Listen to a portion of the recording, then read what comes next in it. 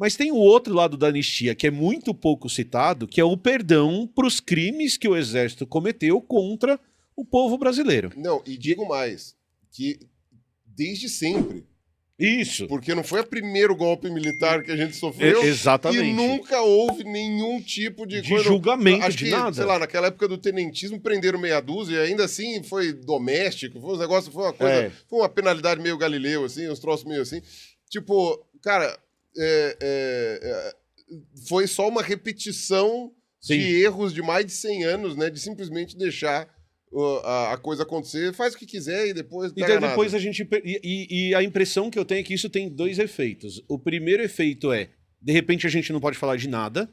Então, cara, em 2024 a gente tem o presidente da República, que eu apoiei a campanha, falando que não vamos fazer nada com 60 anos para não incomodar as pessoas.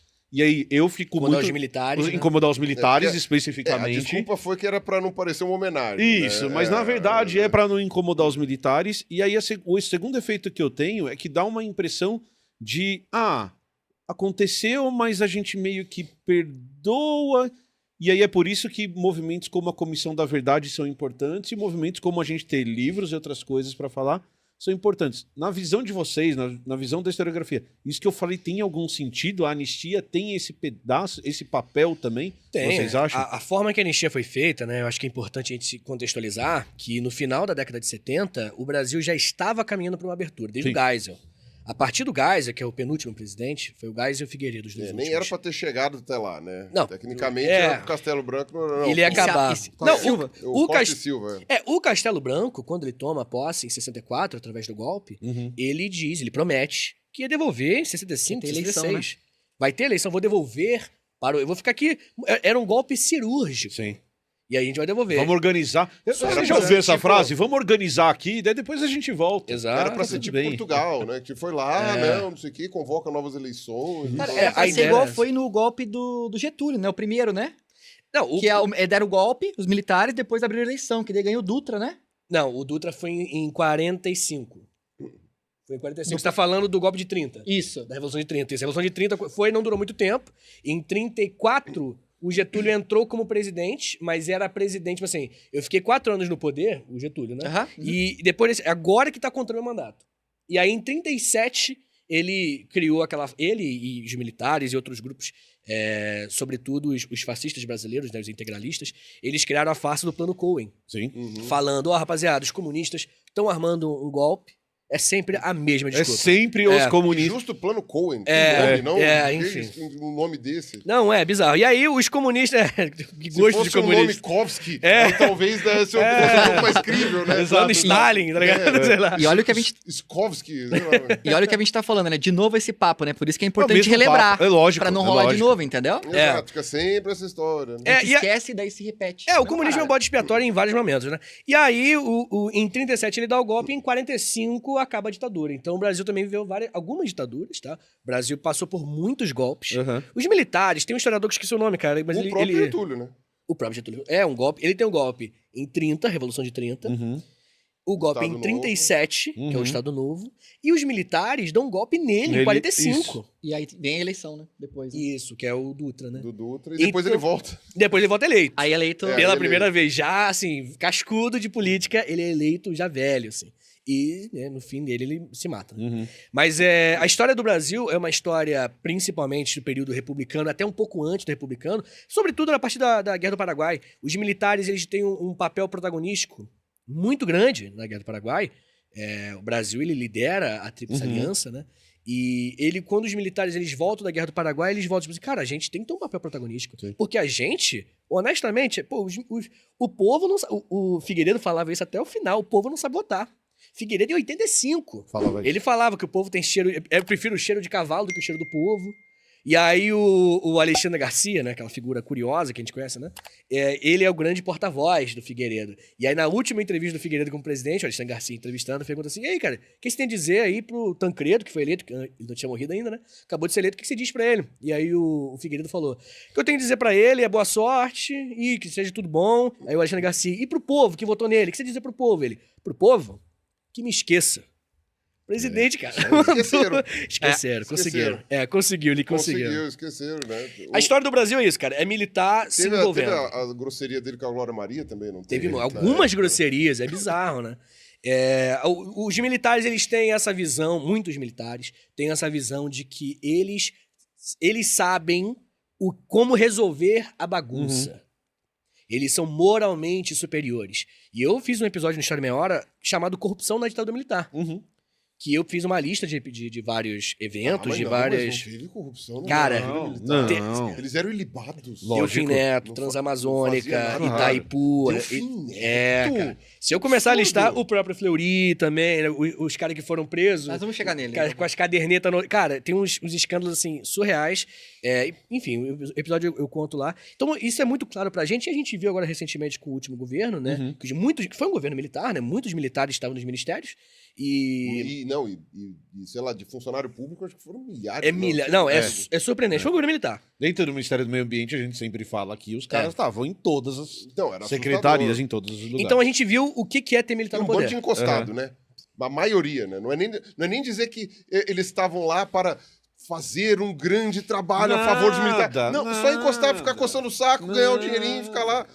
Eram inúteis antes e ficaram tipo, não tem que pintar meio fio. Pois é, cara. Eu não tô dizendo que o exército é inútil. Eu estou dizendo que a maneira como é feito todo o sistema é inútil. A gente comentou sobre o exército recentemente, até que a gente falou sobre a questão de entregar medicamentos na Amazônia, de resgate de pessoas que às vezes tem não sei o que. Água no sertão, o exército tem um papel muito importante. Que tem uma parte muito importante do exército, até mesmo da supervisão de fronteiras e tal. Pode ser que não é perfeito, mas eles fazem um serviço importante. Mas que uma boa parte ficou ociosa, mas assim... É inacreditável, cara. Não, o Marcos Napolitano, né, que a gente se baseou muito também para fazer o Escrever Porão, um historiador bem respeitado no sistema, em ditadura. Um dos expoentes, acho, tem uma ditadura militar. Professor da USP. Ele cita isso no livro dele, 1964, História do Regime Militar Brasileiro. É um livro excelente para quem quer estudar sobre o assunto. E ele fala justamente isso, que o militar ele tem alguns problemas muito intrínsecos a lógica militar com a democracia. Que é simplesmente achar que as bagunças democráticas são problemas e os militares eles vêm para deixar uma coesão. Sendo que não é a realidade. A realidade é que as bagunças, elas exploram possibilidades e trazem pra gente alternativas que é somente, às vezes, o conflito mesmo e essa suposta baderna, né, que não é uma baderna de verdade, que vão trazer criatividade, que vão trazer soluções fora da casinha. Tipo assim, às vezes é através de um debate que você não espera, entre pessoas bem diferentes, que vem uma grande solução. E o militarismo não trabalha dessa forma. Ele trabalha com hierarquia, né? Hierarquia. Era tipo assim, se eu sou superior a você, meu amigo, tu vai me respeitar. Mas, senhor, o senhor acabou de falar uma bobagem. Se eu sou superior, não é uma bobagem. Então meu avô fazia uma analogia que ele me perguntava, eu era criança, né? Ele me perguntava, você prefere ser um marmelo? Se fosse para você ser uma planta, você preferia ser um marmelo ou um carvalho? Olha aí. Aí eu falava assim, por quê? Eu falei assim, não, o marmelo é todo molengo, né? O carvalho é rígido e tal, não sei o quê, é forte, é imponente, é grande. Aí a ideia era você falar, pô, eu prefiro ser uma arvorizona, eu quero ser um troço molengo que fica no canto. Aí eu falei assim, mas quando dá a tempestade, qual quebra? Perfeito. Então, tipo, às vezes o marmelo tá inteiro em qualquer situação. Nossa frase pra botar no próximo. O carvalho até se mantém em pé na tranquilidade, mas quando tem o primeiro tipo de dificuldade, justamente a dureza do carvalho que vira um problema para ele. Exatamente. A moleza do marmelo não é problema em nenhum dos momentos. E essa moleza da democracia que ela faz, né? Pô, gente, quem trabalha com ciência sabe que é uma loucura, é uma amálgama de conflitos, de teses que sobrepõe a outra. Imagina se quem tem mais Nobel que tá certo? Imagina se fosse esse o critério. Quem tem mais Nobel tá certo. Então, não é assim que funciona a realidade, sabe? E a democracia, ela é mais uma desses lugares onde o conflito de ideias, onde a confusão, às vezes, até a briga, às vezes, ela engrandece. E os militares, durante a história, eles não enxergavam dessa forma, até hoje, muitos não enxergam. Até hoje. E por isso que a gente percebe que a ditadura militar, ela teve alguns problemas muito intrínsecos a quem estava no poder. Sim. Sabe? Que são os militares. Sim. Tem uma outra coisa que eu acho muito louco disso que você tá falando, que é muito comum no sistema militar, que eu o apagamento da individualidade Perfeito. Uniformidade, né? a favor de algo que se considera maior, né? Então Aham. isso faz parte do treinamento, inclusive. É. O treinamento do militar, e aí é que a gente coloca uma outra instituição surgida no regime militar, que é praticamente exclusiva do Brasil, apesar de existir algumas versões em outros lugares, que é a Polícia Militar. Que a Polícia Militar, ela surge com um objetivo, e isso é muito louco quando a gente fala de polícia, de repressão ao crime. Cara, que não existe repressão ao crime. A polícia no mundo, ela investiga o crime. Então surge uma polícia no Brasil que tem a estrutura militar e que também tem esse apagamento do indivíduo em prol de algo que, a princípio, deveria ser maior. Então os policiais, eles têm números, os policiais, eles usam uniformes iguais, eles são treinados para ser números e eles são treinados para reprimir a sociedade. E isso coercitivo, né? E isso, por Coercitivo. conceito, é um negócio Coercitivo, muito bizarro, é um negócio que, na minha visão, é muito bizarro. Surge no regime militar, continua existindo com esse objetivo de você apaga a identidade da instituição para que a instituição funcione em uníssono. A gente vai funcionar todo Não, mundo igual e e o vai que ter é um foda- resultado bom a partir disso. E o que é foda- Era isso que eu tinha pra falar no vídeo de hoje. Eu espero que você tenha gostado. Deixa o seu comentário aqui embaixo. Não esquece de deixar o seu like. E principalmente, se você gosta do nosso conteúdo, entra lá no Catarse do Blá Blá. catarse.me/blablajude. Com um E no final. Se você gosta do que a gente faz, nos apoie lá. É o apoio de vocês. É os R$5 que vocês mandam pra gente que fazem a diferença na nossa produção do conteúdo. Certo? Até a próxima. Tchau!